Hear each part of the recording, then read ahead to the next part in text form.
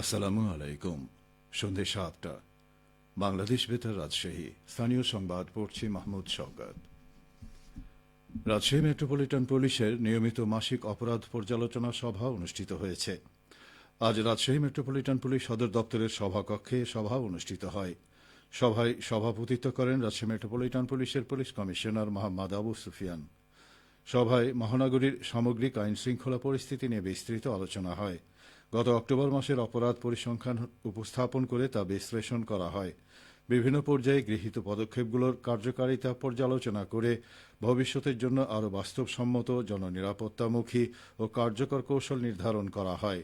Police commissioner আলোচনার সময় ডাকাতি, দস্যুতা, খুন, অপহরণ, ধর্ষণ, নারী নির্যাতন, মাদক চোরাচালান দমন, অবৈধ অস্ত্র উদ্ধার, কিশোর অপরাধ দমন, চাঁদাবাজি রোধ ও অবৈধ দখল উচ্ছেদ বিষয়ে চলমান কার্যক্রম আরও জোরদার করার নির্দেশনা দেন। পাশাপাশি গ্রেপ্তারি পরোয়ানা বাস্তবায়নে কঠোর মনোযোগ বজায় রাখার উপরও গুরুত্ব আরোপ করেন। সিরাজগঞ্জের রায়গঞ্জ উপজেলা পরিষদ সংস্কার কাজের উদ্বোধন করা হয়েছে। আজ সংস্কার কাজের উদ্বোধন করেন সিরাজগঞ্জের জেলা প্রশাসক মোহাম্মদ আমিনুল ইসলাম। এরপর উপজেলা প্রশাসনের বিভিন্ন দপ্তরের কর্মকর্তাদের সঙ্গে মত বিনিময় করেন তিনি। মত বিনিময় সভায় জেলা প্রশাসক বলেন, আসন্ন ত্রয়োদশ নির্বাচন সুষ্ঠুভাবে সম্পন্ন করে একটি দৃষ্টান্ত স্থাপনে জেলা প্রশাসনের সাথে সমন্বয় করে উপজেলা প্রশাসনের প্রতিটি দপ্তরকে কর্মপন্থা নির্ধারণ করতে হবে। একই সাথে উন্নয়নমূলক কাজ সহ সকল কর্মকাণ্ড পরিচালনা করতে হবে নিষ্ঠার সাথে। রায়গঞ্জ উপজেলা নির্বাহী কর্মকর্তা হুমায়ুন কবিরের সভাপতিত্বে উপজেলা সহকারী কমিশনার ভূমি মোহাম্মদ মাসুদ রানা ও রায়গঞ্জ থানার officer in charge K M Masud Rana সহ সকল দপ্তরের কর্মকর্তারা উপস্থিত ছিলেন। ট্রাফিক আইন মেনে চলি, যানজট ও দুর্ঘটনামুক্ত নাটোর গড়ি, এই প্রতিপাদ্যে আজ নাটোরের সিংড়ায় ট্রাফিক সেবা সপ্তাহ পালিত হয়েছে। এ উপলক্ষে সিংড়া বাস স্ট্যান্ড এলাকায় একটি সচেতনতামূলক শোভাযাত্রা শেষে পথসভার আয়োজন করে নাটোর জেলা পুলিশ। অনুষ্ঠানে প্রধান অতিথি হিসেবে উপস্থিত ছিলেন নাটোরের পুলিশ সুপার মোহাম্মদ তারিকুল ইসলাম। এ সময় পুলিশ সুপার বলেন, সময়ের চেয়ে জীবনের মূল্য অনেক বেশি। দুর্ঘটনা থেকে বাঁচতে গতিসীমা মেনে চলে গাড়ি চালাতে হবে। পরে সড়ক দুর্ঘটনা রোধে যানবাহনে ট্রাফিক আইন সংক্রান্ত স্টিকার ও লিফলেট বিতরণ করেন পুলিশ সদস্যরা। পাবনা বিজ্ঞান ও প্রযুক্তি বিশ্ববিদ্যালয়ের হিট সাব প্রজেক্টের উদ্যোগে এক প্রশিক্ষণ কর্মশালা অনুষ্ঠিত হয়েছে। আজ দুপুরে বিশ্ববিদ্যালয়ের হলরুমে এই কর্মশালা অনুষ্ঠিত হয়। এতে অতিথি হিসেবে উপস্থিত ছিলেন উপ-উপাচার্য অধ্যাপক ড মোহাম্মদ নজরুল ইসলাম ও কোষাধ্যক্ষ অধ্যাপক ড মোহাম্মদ শামীম আহসান।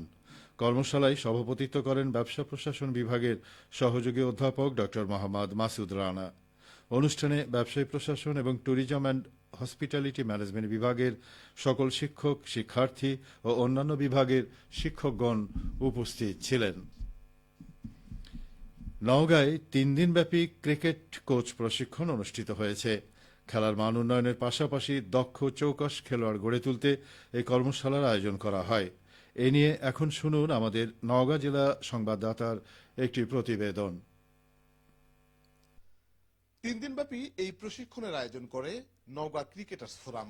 এতে ২০ জন কোচ অংশ নেন। প্রশিক্ষণের সুযোগ পেয়ে খুশি অংশগ্রহণকারীরা। তাদেরই একজন রাহুল সর্দার শাওন যেমনটি বলছিলেন, আমরা কোচ হলেও আমাদের মধ্যে অনেক কিছু ভুল ছিল। এই ট্রেনিং এর মাধ্যমে আমরা অনেক কিছু শিখতে পেরেছি। আমাদের বেসিক গুলো যেগুলো সমস্যা ছিল, ধরেন batting basic, bowling basic, fielding বেসিকে, তো আমরা আলহামদুলিল্লাহ এই 3 দিনে অনেক কিছু ইমপ্রুভ হয়েছে। বোলিং, ব্যাটিং ও ফিল্ডিং সহ ক্রিকেটের টেকনিক্যাল বিষয়গুলো তুলে ধরা হয় প্রশিক্ষণে।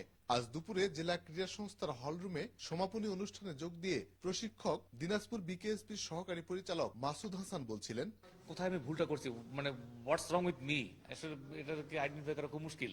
সেই বিষয়টাকে জাস্ট একটু ধরিয়ে দেওয়া, একটু কিছু কিছু ক্লু বা কিছু কিছু হিন্টস দিয়েছি যে এভাবে করলে এটাই হয়, কারণ স্বল্প সময়ের মধ্যে এটা সম্ভব নয় মানে এভরিথিং কভার করা।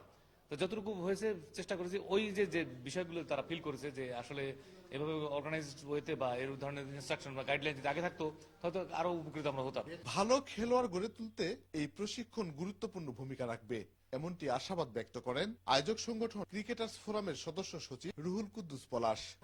বিভিন্ন উপজেলা থেকে, বিভিন্ন এলাকা থেকে আমাদের ভালো ভালো প্লেয়াররা বের হয়ে আসবে, এটাই হচ্ছে আমাদের চাওয়া। আমরা ভালো একটা কোচ তৈরি করতে পারি, অবশ্যই সেই কোচ একটা ভালো প্লেয়ার আমাদের সামনে উপহার দেবে। সমাপনী অনুষ্ঠানে প্রশিক্ষণার্থীদের মাঝে সনদ বিতরণ করা হয়। ডিসেম্বর থেকে টানা কয়েক মাস তারা জেলার বিভিন্ন মাঠে টুর্নামেন্ট পরিচালনা করবেন বলে জানানো হয়। শফিক ছোটন, নওগাঁ জেলা সংবাদদাতা, বাংলাদেশ বেতার, রাজশাহী। সবশেষে আবহাওয়া। আজ রাজশাহীতে সর্বোচ্চ তাপমাত্রা ছিল 27.7 ডিগ্রি এবং সর্বনিম্ন 15 ডিগ্রি সেলসিয়াস। সন্ধে 6টায় বাতাসে আপেক্ষিক আর্দ্রতার পরিমাণ ছিল 84%। রাজশাহী ও পার্শ্ববর্তী এলাকায় আগামীকাল সূর্যোদয় ভোর 6টা 28 মিনিটে। সংবাদ শেষ হল। আমাদের পরবর্তী স্থানীয় সংবাদ প্রচারিত হবে আগামীকাল সকাল 8টা 10 মিনিটে।